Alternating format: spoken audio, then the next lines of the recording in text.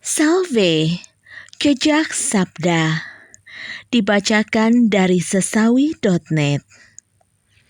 Potret Baru Keluarga oleh Romo Yusuf Gunarto, SMM.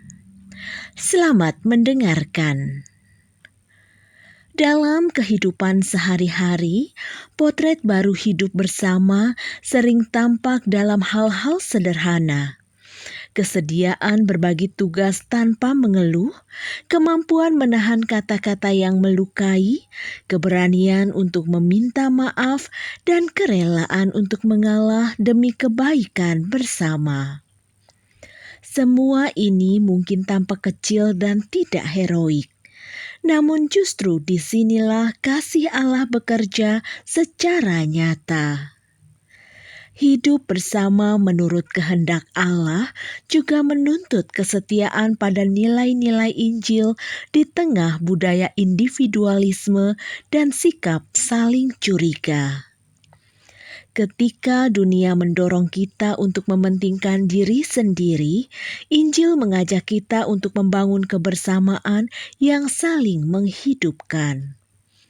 Hidup bersama menjadi tanda kehadiran kerajaan Allah ketika diwarnai oleh keadilan, kejujuran, dan perhatian pada yang lemah.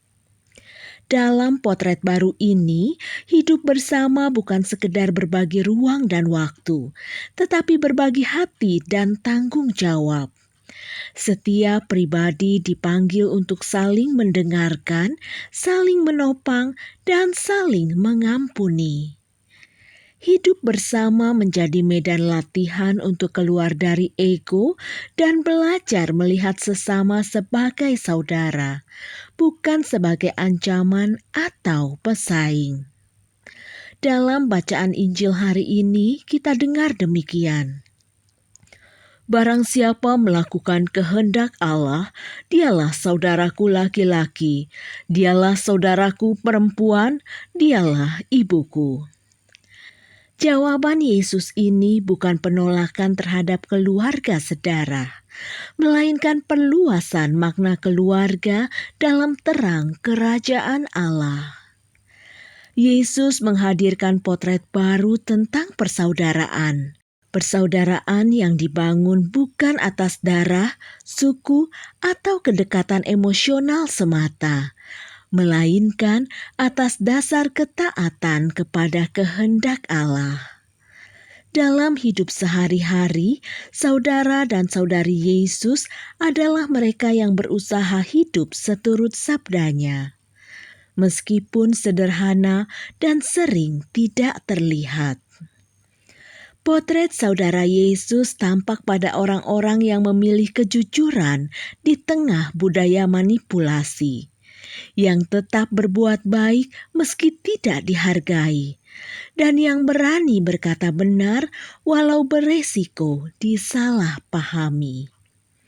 Mereka adalah pribadi-pribadi yang membawa semangat Injil ke dalam ruang-ruang biasa, di rumah, di tempat kerja, di sekolah, di jalanan, dan di tengah masyarakat. Menjadi saudara dan saudari Yesus bukanlah status istimewa tanpa perjuangan. Ada harga yang harus dibayar, menyangkal ego, melepaskan kepentingan diri, dan terus-menerus belajar taat pada kehendak Allah. Dalam keseharian yang penuh tuntutan dan kompromi, panggilan ini menantang kita untuk setia.